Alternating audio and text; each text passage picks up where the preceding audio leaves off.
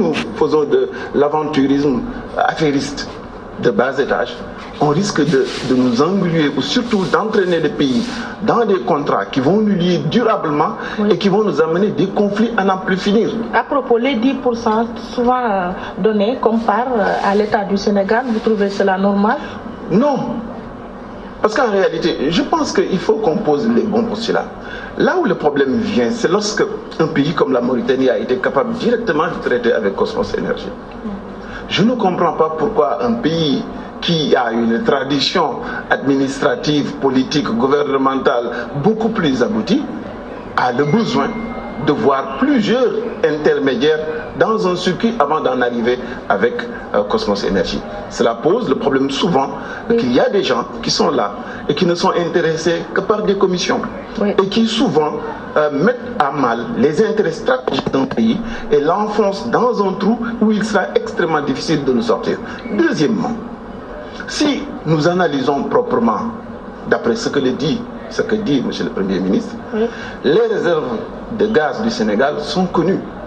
Nous ne sommes plus dans l'aventure pour voir si oui ou non nous pouvons investir ou s'il y a un risque ou pas. Lui-même, il donne la nature et la quantité de ces réserves. Je pose la question de savoir pourquoi quand l'État du Sénégal est capable de financer 400 milliards pour un train qui va relier Dakar à AIBD, dont la rentabilité est plus que douteuse pour la bonne et simple raison que l'aéroport de Dakar a environ 4 à 5 millions de passagers annuels, ce qui veut dire 15 à 20 000 voyageurs jour. Si le train qu'on nous propose doit prendre 150 000 personnes jour, je pose où est le calcul de rentabilité. Pourquoi voudrait-on occulter le fait qu'on a mis en place une autoroute qui va nous amener jusqu'à AIBD et que souvent les Sénégalais vont prendre leur voiture pour aller à l'aéroport? Ce sont ces questions. Si le Sénégal a été capable de mobiliser 400 milliards là-dedans et que Cosmos a été capable de ne mobiliser que 125 milliards, je dis que qui peut le plus doit pouvoir le moins. Si la volonté est certainement de nous protéger, de nous donner les moyens de tirer le maximum de profit possible de nos ressources, je crois que là, le bon sens nous imposait même pas d'aller dans de l'aventure, mais d'aller en protégeant nos ressources et en étant focus sur les vrais intérêts du Sénégal. Oui, à ce sujet, comment appréciez-vous cette publication des contrats pétroliers, même si il y a des zones d'ombre soulignées un peu partout? On ne peut que saluer si la volonté étant soit peu d'éclaircir la lanterne des Sénégalais, mais à la fin, nous constatons que nous sommes encore au point de départ. Si la volonté, comme je le disais, est de nous éclairer, nous les citoyens, de nous amener à comprendre le pourquoi du comment de ce qui se fait sur ce secteur-là, je crois qu'aujourd'hui nous sommes restés sur notre faim. Deuxièmement aussi, sur la question de fond,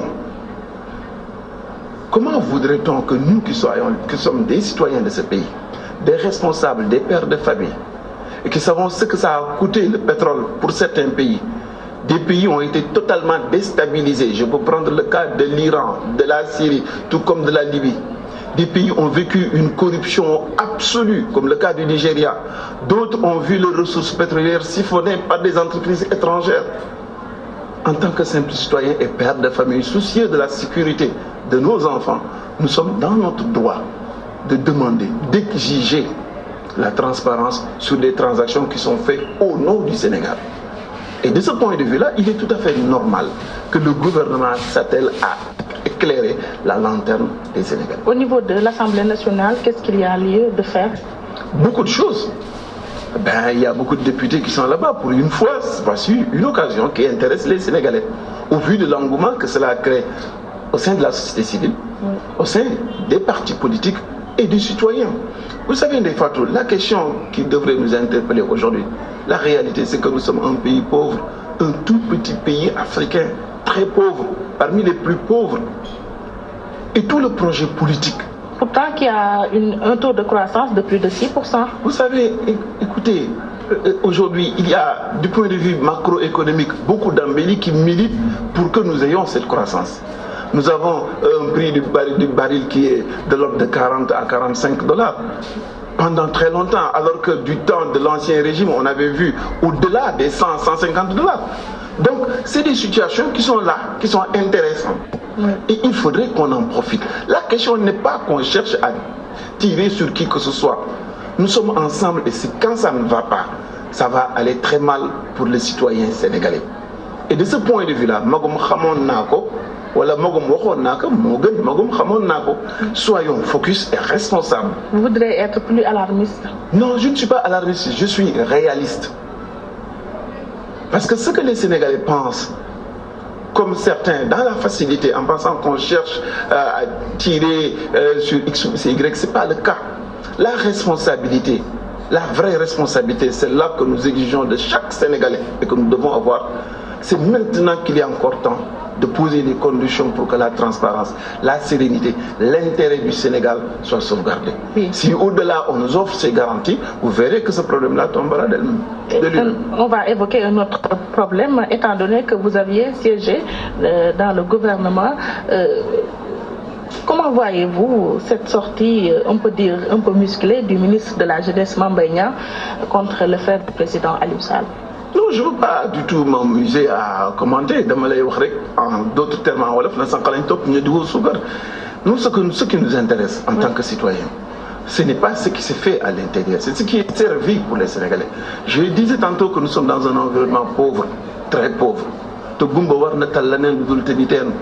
Dans notre pays, la priorité, c'est la pauvreté. Le vrai débat, c'est comment on va faire pour que les Sénégalais puissent sortir de la tyrannie de la pauvreté, que l'emploi soit disponible. C'est autour de cela que nous devrons être. Le groupe gouvernement doit pouvoir s'occuper de ses affaires et sortir pour asseoir un peu plus de tranquillité et de sérénité. Ils sont, jusqu'à preuve du contraire, ceux-là qui ont la charge de diriger ce pays, et nous avons besoin de sentir ou de ressentir de la sérénité et surtout beaucoup de froideur et de la responsabilité